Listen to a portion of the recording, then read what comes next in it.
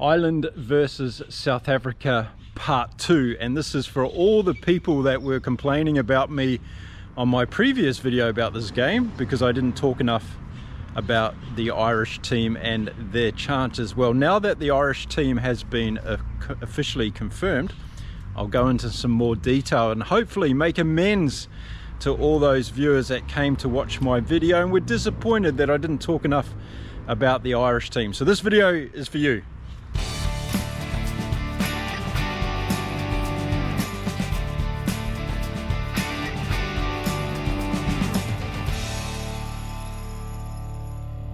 G'day everyone, my name is Mark. I'm the Kiwi rugby fan that's living in beautiful Cancun in Mexico, and in this video I'm going to be talking more about that Ireland versus South Africa game being played at the Stade de France on Saturday night. And it appears that I upset a lot of people because I didn't talk enough about the Irish team, and maybe some of those people should go and look at my video about Ireland versus Tonga, because I did nothing but sing the praises of this Irish team. Now I get it and I'm here to make amends, so let's get into it. And now the Irish team has been announced and confirmed, which it wasn't when I put out my first video about this game.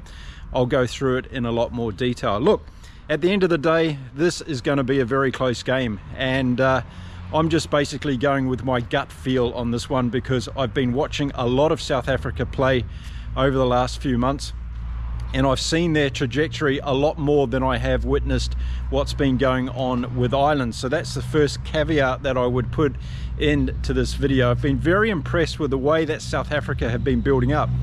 And I guess before this tournament started, what I asked myself is, who could I see winning this Rugby World Cup? And for me, it came down to possibility of 2 or 3 teams, and the first one at the top of the list was South Africa. And the reason I chose South Africa is because of the depth of their squad and their ability to go on this trajectory run at a Rugby World Cup. At the end of the day, they know how to do it. So let's have a look at Ireland and what Ireland are going to bring to this particular game in more detail today. So first of all, let's look at the backs and the back three. Hugo Keenan, James Lowe and Mack Hansen. No doubt about it, a very, very strong back three, and a back three that has the potential to do a lot of different things. And if we look at James Lowe, we've seen him in previous games with that great left foot that he's got to be able to clear the ball out of the Irish 22 when the Irish are back in defence, and that is going to be something that's probably going to be necessary in this game. Yeah. Mack Hansen, he can score tries from anywhere. We saw that beautiful try he scored in the last game where he was darting down the right hand side, stepped in a few players and went over for a great try. The Aussie Mack Hansen can do some damage for Ireland in this game, that's for sure. And Hugo Keenan at fullback, he's got to be one of the best fullbacks in the world going around at the moment. He's very good when he receives the ball back in his defensive area. He knows how to get out of trouble, and he's also got a very good kick on him, so watch out for the 50-22 from Hugo Keenan. So the back three in Ireland are very, very good. Are they at the same level of South Africa? What I would say in this is I think South Africa has more try scoring potential in their back three, definitely with Damian Willemse now in there in this particular game, and I think that was a bit of a masterstroke from Jacques Nienaber, but we'll see how that works out. Okay, let's look at the Irish centre pairing, and we've got Gary Ringrose and Bundee Aki, and of course they've both been playing very, very well in the initial games in this year's World Cup, and I think Bundee Aki has probably been one of the players of the tournament so far. Ringrose, not so prominent, but always doing his stuff out there, and he can obviously be very, very lethal. I think Aki's going to have a problem in this game, and the problem's going to be called Jesse Kriel and Damien Dealandi. He's not going to be able to get that same freedom in running through angles and being able to break through the South African defence. I think it's just another level from what Ireland have come up against so far in this tournament. But I'm here to be proven wrong, and we'll see whether Bundee Aki is going to be able to make some of those damaging runs in behind the initial line of the South African defence. So I think that's one of the areas where Ireland might struggle in this game, is just cracking through that centre pairing of those two players. And I see Dealandi and Jesse Kriel being as equally good on attack as I see them on defence. So I think I give them the small amount of edge on that one over Ireland. So that's why I chose South Africa in that particular area. Now, when it comes to the battle of the halves, I will give this definitely to Ireland. I think with Johnny Sexton there and Gibson Park, Ireland have a formidable pairing that can really set the Irish backline and the game strategy that Ireland are going to bring to this game apart. And I think that's where Manny Lebock and Faf de Klerk are probably not at the same level as these two. But it's going to be interesting because only Sexton and Gibson Park can do their thing if they're getting sufficient ball from the forwards, and it's got to be good clean ball as well, not under pressure while the Irish forwards are going backwards. So that's going to be another determining factor of this game. How good is the ball supply going to be for Gibson Park and for Sexton? If they can get good clean ball, then I see things probably being able to happen. And I think Sexton's going to use a kicking strategy to turn this big South African pack around and get their defensive line moving backwards and under some pressure. So yeah, that's one of the areas where I think Ireland have definitely got an advantage against South Africa, and that's in the halves pairing of Gibson Park and Johnny Sexton. So yeah, if I look at the two back combinations, yeah, it's too close to call. I concede that, but I just think on the day, if South Africa are getting sufficient ball and getting it out to those weapons that they've got in Kurtley Arendse and Cheslin Colby, as well as Damien Willemse coming in from the back, then I just think South Africa will be able to punch through the Irish defence a little bit easier than what the Irish backline are going to be able to get through the South African defence. But it's going to be a super close call, so it could go either way. Again, I'm going with my gut feel on this one from what I've seen of the South Africans bringing to the party so far. Okay, let's have a look at the forwards for Ireland and see how they stack up. And of course, we've got Caelan Doris at number 8, fantastic number 8. Really, really big across the field, great in the line out, good at getting ball and cleaning ball out and setting it up to get that clean ball to the halves, and that's going to be very important in this game.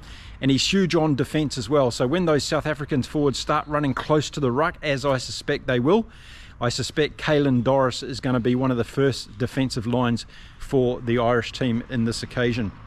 And then on the flanks, we've got Van der Fleer, of course, and Peter O'Mahony. And, well, what do you say about these two? Van der Fleer, the player of the year, of course, and O'Mahony's always turning up with that rock-solid, emotionless expression on his face, no matter how the game's going. And, yeah, these are two outstanding flankers. So expect them to be part of that huge battle that's going to be taking place at the breakdown. One of the caveats I'll put on this one is I think this is where there might be some disciplinary issues, and whether it's going to be South Africa or Ireland around this issue, this is where it's going to make a big make or break in this particular game. So, you know, even though I'm teetering on the side of South Africa winning this game, I think any discipline issues, any yellow cards or red cards is obviously going to make a huge impact. So watch the flankers and the number 8 in both teams around that discipline issue, because they will be called out, and we might see a game-changing situation happen. Let's hope not. Let's hope there's no cards in the game. But I expect this back three from Ireland to give the South Africans as much as they receive. But I really love the leadership of Sia Kolisi, and I think he will just bring the South African team to another level. Okay, in the locks for Ireland, we have Byrne and Ryan. Both have huge opportunities to win ball for Ireland. And again, if Ireland are going to get clean ball from the set pieces, these are two members of the team that it's going to be absolutely critical that they have a big game. For me, there's a bit of a question mark over Etzebeth's shoulder and whether or not he's going to be able to hold up for this game. And I think one of the reasons why Jacques Nienaber has gone with a 7-1 split on the bench is to make sure he's got good coverage from Etzebeth if anything goes wrong. But I expect Ireland and these two locks in Byrne and Ryan to do a fantastic job. Ireland have got a bench to use as well. So yeah, expect a huge tussle in the locking positions this weekend. Good clean out ball and good line out ball going to be instrumental from both Byrne and Ryan if Ireland are going to have a chance in this game. And then we go to the front row for Ireland, and we've got Furlong, Kelleher and Porter, and we've got Dan Sheenan on the bench. So yeah, a fantastically strong front row for Ireland, and to see how this Irish front row go up against the slightly changed South African front row with Malcolm Marx missing and Bonami coming in there to play at hooker, and that's going to be one of the critical factors, I think, also in this game. What's going to happen with Bonami? How long can he stay on the field for? And is this an area where Ireland are going to be able to exploit a little bit of weakness from the South Africans? Only time will tell. So there you go, a fantastic Irish team, no doubt about it. This game is 50-50. And so yeah, a great run-on squad for Ireland, and no doubt about it, they can do it against South Africa if they have a fantastic day and everything goes to plan. Now let's have a look at the reserves that Ireland are going to bring on from the bench. And in the backs, we've got Murray, and we've got Henshaw, and we've got Crowley. So good coverage there. And with South Africa only having Cobus Rarainakin, I think this area gives Ireland a little bit of an advantage by having these players that can come on. So yeah, let's have a look at the Irish reserve backs, and they've got Murray, Henshaw and Crowley. And just by sheer weight of numbers, they're looking stronger than South Africa in this position. So a big gamble by Jacques Nienaber going 7-1, but obviously he's going all out for that brute power and strength of the South African forwards to do the job against Ireland in this particular game. Who knows, he might be caught short on this one, and let's hope not. Let's hope that the injuries don't make an impact on this game as well, but that's the call the coach has made, so he has to live with it for now. So a really good bench for Ireland here. I think, you know, Murray can come on for Gibson Park at any stage during the game, and if Ireland are in the lead at that stage, he can do the job to keep them going. Of course, he's got a good kicking option as well, and Crowley and Henshaw can do their thing as well. So I think the Irish have a really strong back reserve bench there, and they're not going to be lacking in any area. Let's have a look at the forward reserves for Ireland and see how they line up. So the Irish forward substitutes include Sheehan, Kilcoyne, Beelum, Henderson and Beard. And there's no doubt in Sheehan that the Irish have one of the most promising forwards in world rugby at the moment. Absolutely fantastic. I just hope he's fit and healthy, and he's going to be able to last the time that Andy Farrell brings him on the field. But a really strong bench for Ireland, no doubt about it. Do they live up to the likes of what South Africa has on the bench? I would say slightly no. I think players like R.G. Snyman for South Africa are game changers when it comes on. We saw what he did with those wonderful hands, flick passes and all the rest of it in South Africa's previous game.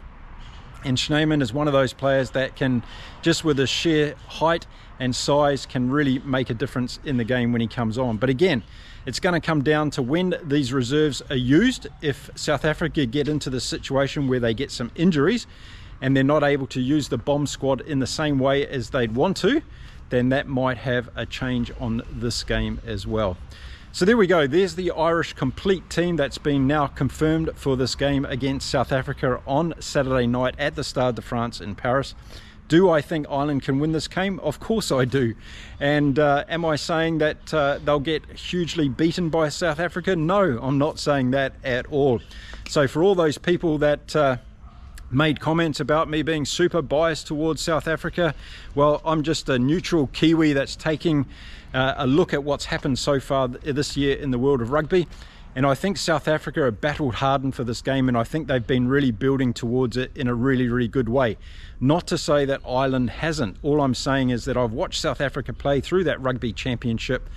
They got absolutely played in that 20 minutes against the All Blacks at Mount Smart Stadium. But in the second half of that game, they started coming right. We saw the impact the bomb squad has.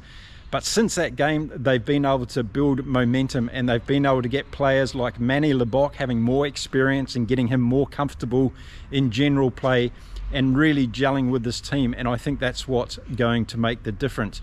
If Manny Lebok was coming in for the first or second time with this team, then I wouldn't be having the level of confidence I have. I think this could be so close that it could either be a draw or a 1 or 2 point win to the Springboks. So that's how tight I'm calling this particular game. No doubt about it, Ireland #1 team in the world, deservedly. No doubt about it, they've got a huge amount of talent. But I do think that the South African defence is going to be the difference in this game.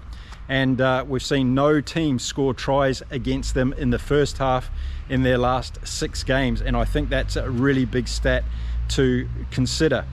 Ireland, however, have the opportunity and the potential, I think, in that back line to be able to do that. So if they do get in and score a try or two, in the first half, then it may change the complexion of this game.